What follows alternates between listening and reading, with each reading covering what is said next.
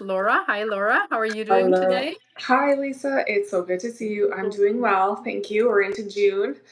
Yes, it's crazy already 5 months Yeah. into the year. But yeah, even more reason to keep pursuing our goals. And today we have an exciting topic, and I think something that's important to talk about, which is the worst macro tracking mistakes that we see.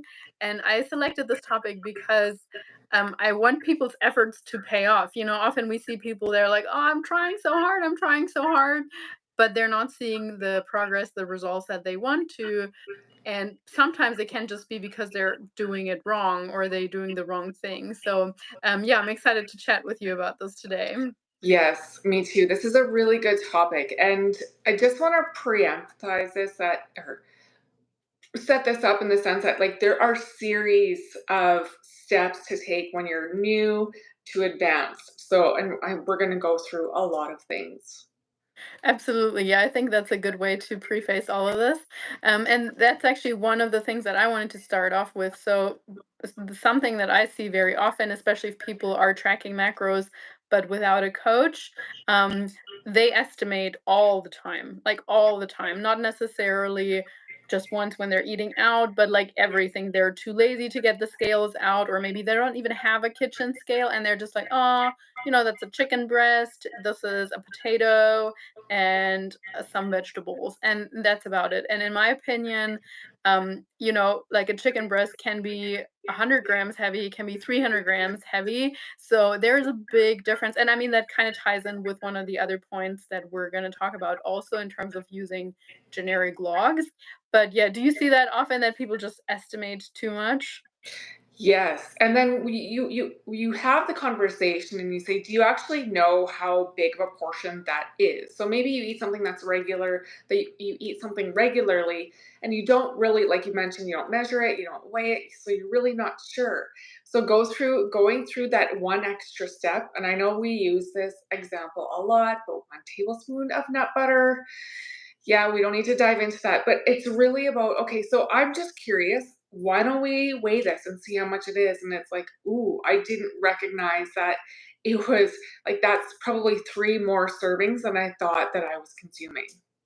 Well, exactly. And I mean, for us, or in our opinion, tracking macros, tracking calories is really a learning experience, is really a learning tool. So if you never weigh things out, you're not getting the same sort of knowledge from it. You're really not taking away the same amount. So we always want to start off actually weighing out as much as possible. I realize sometimes people eat in cafeterias, let's just say if they're a college student or even at their workplace, I realize people eat out and so on. But those should be the exceptions. I do have, and I've said this before, I do have some really dedicated clients who actually take like tiny little travel scales with them when they eat out because they eat out so much. So there are people that just actually never cook themselves, and we want to coach them as best as possible too. So in that case, I actually think taking travel scales with you is a great idea. But for the most part, that is not necessary, and if you only eat out once a week or so. But whenever you're home, whenever you have the possibility, my recommendation would be to weigh things out as accurately as you can. Yeah, I'm glad that you said that. Start at home. You might not be comfortable bringing a scale with you to the restaurant or going out to eat, but start at home. That's a really, really great place to start. And not only going through not only going through the motions, but really being intentional. So, okay, so yeah, I know that that's 100 grams of chicken, but actually visualize that. So that what you can do is when you are in those social situations, you can have a pretty more accurate guesstimation of the portion sizes of the macronutrients that you are eating. Exactly. And you said like advanced, intermediate and sort of beginner. And this estimating is definitely not a beginner technique. So we always want to start off with weighing. And after a few months, we can double check, or we can actually progress this, that when you're home and before you place something on the scales, I always encourage people, take a guess, like just looking at this piece of chicken, take a guess. Do you think this is 4 ounces or 6 ounces, and then you place it on the scales, and you're like, oh, this is actually 4.5. Okay, cool. Next time I know something that roughly resembles my palm size might be 4.5 ounces. And so then the more you practice that and the more you kind of challenge yourself before you place something on the scale, the more you can actually learn from it as well. But Yeah, yeah, sorry. Um, yeah. s- the thing that you already kind of got into, or I also touched on, is using generic measurements too much or just in general. I mean, every now and then, like particularly with oil, tablespoon measurements are fine.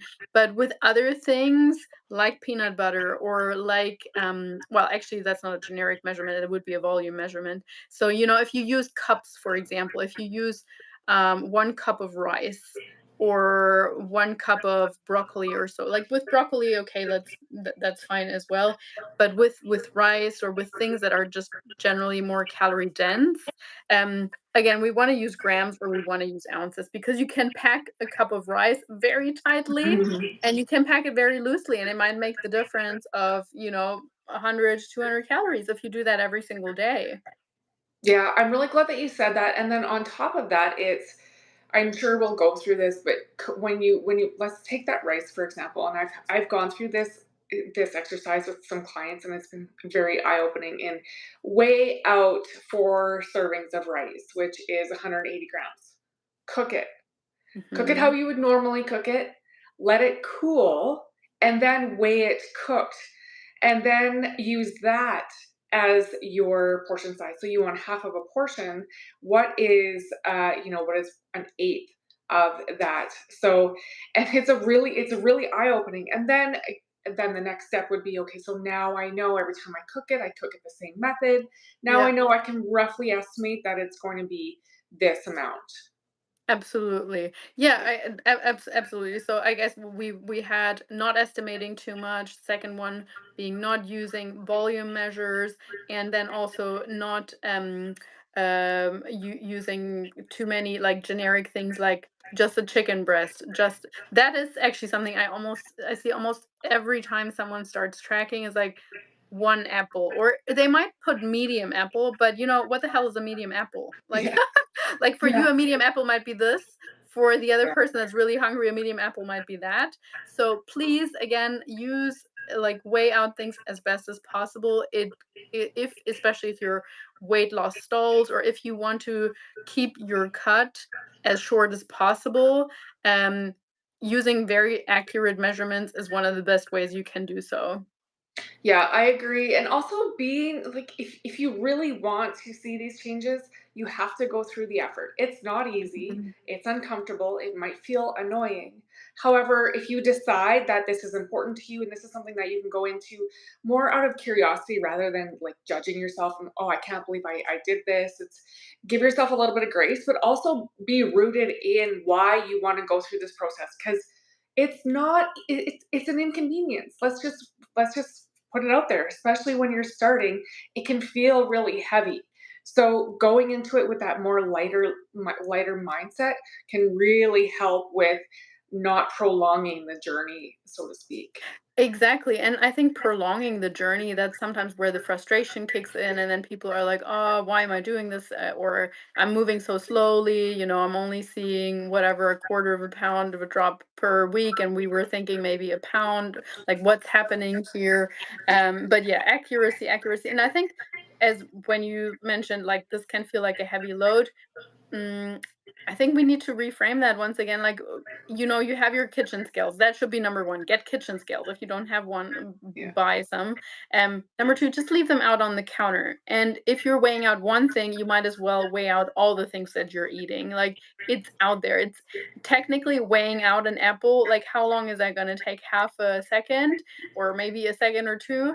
But how many seconds do you spend scrolling? How many seconds do you waste doing other things?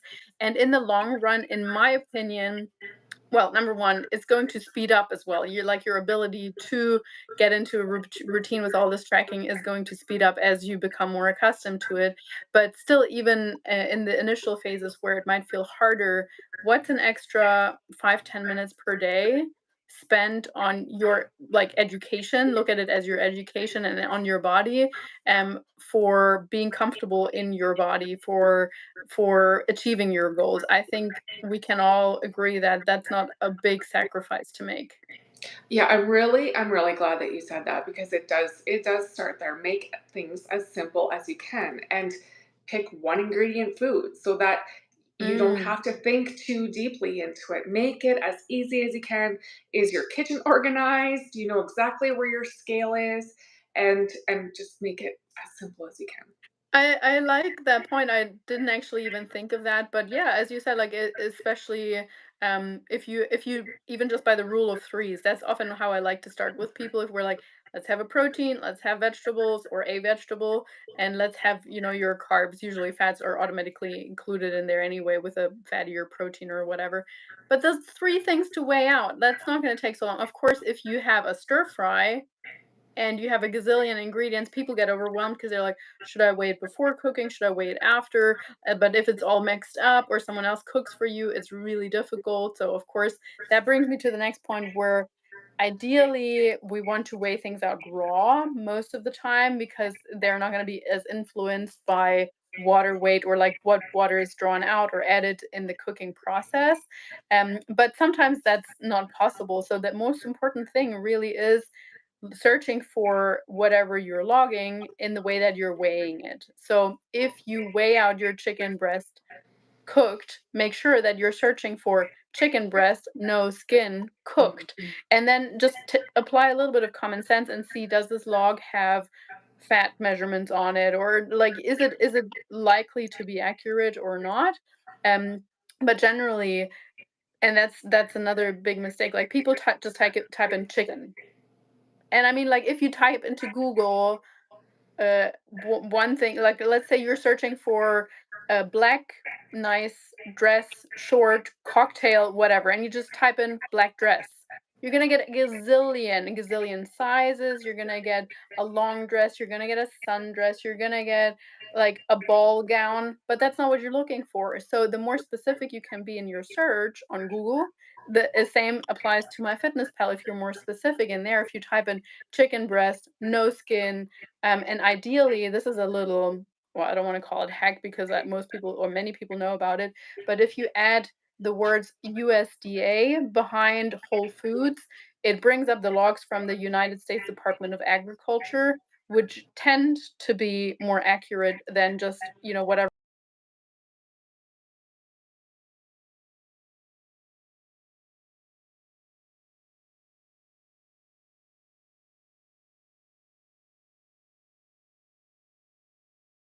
are a lot of faulty food logs. But if you type in for all the whole foods, so like for your broccoli, for your rice, whatever, if you type in the specifics, you're gonna get more specific results. And if you add USDA, it's going to be even more accurate, more likely. Yeah, and on top of that, when you do, if you use MyFitnessPal, you can scan the barcode. So let's use the Hmm. rice example. You scan the barcode for the rice, so it gives you the most accuracy as you can for that particular item. This goes the same with, so if you use whole milk or skim milk, if you're actually, so you're measuring it out, you're weighing it out, you're just picking something in MyFitnessPal. I want you to take a look because sometimes it'll say no sugar. And guess what? Skim milk has sugar in it, which means it has carbohydrates. So it's really comparing what you're eating. And especially if it has a label, make sure that it's accurate for with the app that you are using to track. That's a really good point, and oftentimes, like actually double checking. Sometimes the food label, even on top or like on the food, might be faulty. Like that has happened to me before, where like I scanned it, for instance, I might have scanned a protein bar, and then it came up with salmon skin, blah Yes. blah blah. Like what the? It might have just been like a similar barcode, and the scanning picked it up in that way. So do pay attention and be accurate, or like use some common sense and like, okay, obviously this protein bar is not going to have 30 grams of fat and no protein or something like that. And even just always double checking using your common sense. And that brings me to the point of generally selecting specific logs because um if you are estimating, let's just say you are eating out and so on, and you're like typing in lasagna, or someone else cooked for you, you're typing in lasagna, and you see one serving 130 calories. Below that, you see some with like 340 calories, and then you see some with 800, 900 calories. And you're thinking to yourself, oh, I'm still a little bit hungry. I don't actually want to cut my dinner that short. I'm going to go for the one with 130 calories. Well, you're only, hurting your own progress if you always select the log's lowest in calories. We want to use, like, again, apply a little bit of common sense, thinking about how big is this portion actually. And if you're really unsure, well, you can send your nutrition coach a picture for double checking, or also just, generally picking something that's either in the middle or that is, maybe erring on the side of caution and even one of the higher ones. Yeah, that's a really good point too, and really just bringing awareness of why you're deciding on the modality that you're deciding on. Yeah, Yeah. very, very, very good point, because you might be cheating yourself and like, oh yeah, and on the point of cheating ourselves, like often, those little extra bites and licks and spoonfuls, or maybe like, especially, I hate to say it, but especially moms tend to be a little bit guilty of that when they're like, oh, I'm gonna finish this, my child's food here, and I'm gonna eat this and that, and those are extra calories that add up over the course of the day.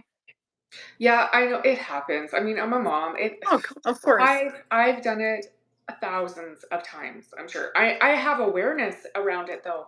And also one of the things that I've recognized, especially with moms, is I don't have time for breakfast. I'm going to eat what's left on their plate. Mm. Offer yourself some real food. You deserve a little bit of new. So I just wanted to kind of throw that in there because I've recognized that a lot with moms, especially the rush with the morning.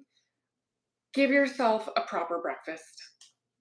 I love it. Yeah, exactly. I mean, you deserve it, but also just for your own sake, the grazing is never going to satiate you as much as having an actual meal. And so often we feel like, oh, I haven't eaten anything all day.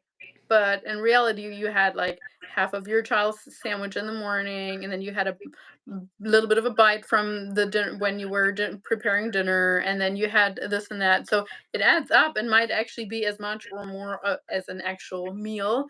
So I would definitely caution, people of that. And I mean, I, again, like you said too, like I've been guilty of missing those extra licks and bites too, or even just things like, again, you might be estimating when you're eating out, and you're not realizing, oh, there's some seeds on top of that, there's some cheese sprinkled over that. You might think, oh, it's probably a tablespoon of dressing. It's probably not. Being a bit more mindful of that, and like taking a picture, again, that can really help, because then you can later on double check, like, oh, okay, I forgot that there was raisins in there too, and I didn't actually see that they also sprinkled that whatever mayonnaise on top of it. So those little things really do add up. Yeah, no, that's a really good point too, but especially with eating out. And again, we've mentioned this before, but you and I we have very different lifestyles. Eat out frequently, and I eat out very infrequently. So we have different approaches with that. You just know what to track and stuff. And sometimes I won't track, but that's again, I'm going to say it depends on where you are in your journey. I'm not in a calorie deficit. A lot of women are in a calorie deficit, and if you really want to not elongate the weight the amount of time you're in the Mm. deficit, you may have to make those sacrifices, be a lot more intentional with those eating out because you can still have a social life. It's more about making those modifications along the way. Yeah, absolutely. I mean, I'm curious, like in terms of your clients, current or past or so, what amongst those or otherwise, what are some of the main things that you see where you're like, that's probably holding them back, even though they're tracking, but what, or put differently, like what could they improve in terms of their tracking? Honestly, it is the eating out. Mm-hmm. It's the eating out because we know you do the best that you can to track it. It's not as accurate as if you create your own meals at home. So Yeah. I think that's the biggest obstacle. So it's really about having the conversation. Where can you change some of the things in your lifestyle to reduce the amount of socializing or go for a walk rather than going for a meal? So it's that seems to be a really big culprit with being in a calorie deficit, even maintenance at times. It depends on the lifestyle. Okay, so how can we shift things around so that you can make this easier for you because we kind of get hung up on it. Yeah, absolutely. I couldn't agree more. I do think, I mean, for many people, like their social life is such a big part of their fulfillment as well, or they do enjoy it. Some people they say, "Oh, I wish I wouldn't be eating out that much, but I kind of have to for work or whatever purposes." But I do like, as you say, having that conversation with them of like, okay, maybe at least in the beginning stages, like the first few weeks, you we can work with. Or you can try not to eat out maybe once or maybe twice a week. But aside from that, like building on the education of like, hey, that they are getting better at estimating that. Because I mean, restaurants do use a ton of oil, they do use more sugars and stuff like that. So if you're not able to not eat out, you simply need to get better at gauging that. And we're here to help with that. Or simply like you need to be honest with yourself in the sense of not just thinking, "Oh, that person used a teaspoon of oil," even though they grilled it and whatever. So I think the more it all comes down to practice, and as you said, like I do eat out frequently, so it is. I certainly have had a lot of experience with it, but it's also definitely getting accountability from someone else, in my opinion. Yeah, I'm glad you said that. And also with that, it is possible. I have clients, it might take a little bit longer, but even just after a year, is I've gained so much confidence with eating out. And I know now I have a better idea of the things that I can eat that I actually feel better in my body. Because when you have too much fat or too many Mhm. carbohydrates, you just feel gross anyway. So it can take a while. However, it is possible and you can still see results. Absolutely. And I mean, I think there are certain other scenarios. So, for example, let's say we're working with a male client and the wife always cooks, or I mean, it might be the other way around. The husband loves cooking and the woman never does, and we're working with her. And so, how do you approach that? I think it often, it again comes down to communication. So, if you say to your client in this case, just make sure you're communicating with your husband appropriately, or like that person that is cooking. So hey, I love that you're cooking for us. And just to let you know, I'm focusing on my health, or I'm wanting to lose a little bit of weight. That's why I'm going to start weighing out whatever you cook for me. Or you could, and then obviously use cooked logs and when you search for them. Or you can just say to him, hey, would you mind as you're preparing the food to like take note of how much it is that you're using for my portion, and ideally weighing that out. That would be really, really, really helpful. And he would learn something through that as well, or vice versa. So I think that can sometimes be part, or often people have mothers that love cooking for them as well. It's might be their love language. So how do you deal with that? And there again, the skill to estimate, or even just to talk to her, depending on how often she might bring over food, is really important, because you don't just want to start saying, "Oh no, I can't have your food anymore." I mean, A, that feels rude, and B, you might actually love her food, and then you just think, "Oh, once my diet is over, I'm going to start having it again." That's not how it works. So we need to learn to, like, with those things that might be in part of your life, whether it's helpful for weight loss or not, we need to learn to deal with those better. Yeah, I agree. And one little tidbit you could have within this communication is okay, so they like to make the turkey and the potatoes and so say, can you please just cook the potatoes without the butter, just leave some out for me, like don't put any sauces on anything. If you can just like I really appreciate you cooking for me. If you can just portion them out without putting any seasoning or salt or butter or sauces, that would be really, really appreciated. I love that. Yeah, that's a really good point. And I mean, most people at first they might look a little bit weird or like, oh, come on, but we all like it this way. Like, well, it's not an extra step really. You just put a little bit aside, and that's really it. And the one of the last questions have for you also, when it comes to weighing out food, I sometimes hear, I don't want to seem obnoxious in front of my daughter or my kids, or my kids start asking questions, and I don't want to install in them that you have to count every single calorie. So how do you approach that? A few ways. I say it's like a recipe. I'm giving my body the ingredients that it needs, and I want to be able that I have the right amounts. And also, I want to make sure that I'm eating enough. We need protein because I want to build muscle, I want to maintain my muscle. Protein has amino acids. So I actually go through carbohydrates give us energy. My brain needs energy and we need these fats for hormones. So that's my approach is it's just like I'm just putting the ingredients in and that's it. I'm not doing right or it's not good or bad. I try to like not have those within my vocabulary and just explaining why these things are important. And has your daughter ever asked, like, why doesn't dad weigh things out, or why don't other people weigh things out?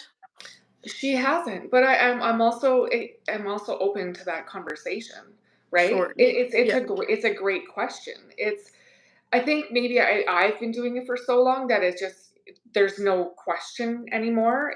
Right. It's just what mom does or whatnot. But it is a little bit of a concern. I've had this conversation with moms, like how do you approach this with your teenage daughter? And I say, well, these are a few of the facts. Which one resonates best with you? Which one is actually okay? That makes a lot of sense for me, and that's the way that I can communicate it with my daughter, especially teenage daughters. Thankfully, my daughter isn't a teenage yet. However, I have that at the forefront of my mind. And how am I going to approach this? And I say, I can start now. I can start now. Mm. And like I mentioned, the importance of food. We need to eat to fuel our bodies. We need to eat properly so that we can be better human beings, better parents for our kids. So, sorry, I digress. Yeah. No, I love it. I think you're so right, and it's such an important message. And I think when people, of course, when people say like, "Oh, I don't want to portray onto her to be obsessive about food," I think it actually reveals some of their own belief about what this whole thing is, or that this might seem upset, or like maybe an insecurity about how it comes across. But in reality, again, it's a teaching school tool, including for your kids as well. Not to say that kids should be weighing out their food. That's not what I'm saying at all. But if you teach them, hey, I want to make sure I eat enough, instead of saying, "Oh, I want to make," I want to restrict my food. Of course, don't use that language. It's very, very important how we speak about certain things. Yeah, and So, and on top of that, sorry, Lisa, and on top of that, if someone is going through a weight loss journey and they have quite a bit of weight to lose, they are eating. So they are actually proving that, you know what, I am eating and I'm losing weight, although I just need to make sure I get enough of these things. So yeah, there's that too. yeah, especially protein, exactly. So teaching about the importance of protein. Yeah. But yeah, I do hope we've given some important or helpful pointers in the sense of try your very best to minimize estimations wherever you can. It is an advanced tool, so weighing out as accurately, ideally in grams or ounces, not using any volume measurements like cups where you can, unless it's for something like broccoli, it might be fine, but still weigh out as much as you can. Not using generic things like medium apple or whatever, medium chicken breast, but being accurate on that front as well, making sure you're accounting for zips and licks and extra bites, and making sure you're really, like, when you are estimating, that you're really learning to be honest with yourself when it comes to the quantities of oils, and also paying attention, being mindful of all these little things that might be adding up as well, like the sauces, like the dressings, ideally asking for those things to be on the side, or like paying more attention to like extra little sprinkles on top of whatever it is that you have.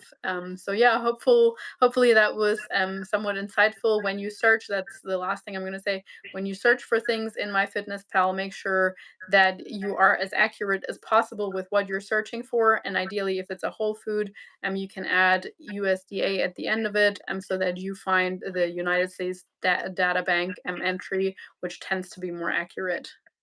I think those are great takeaways. I hope that people find those helpful. I do too. And yes, if anyone else has any further suggestions, we'd love to hear in the comments, or just in general, if you're struggling with anything with tracking, we'd love to hear about it also. But Laura, thank you so much for joining me in today's conversation. And thank you, Lisa. Have a wonderful evening. Thank you. Talk to you soon. Okay, see ya. Bye.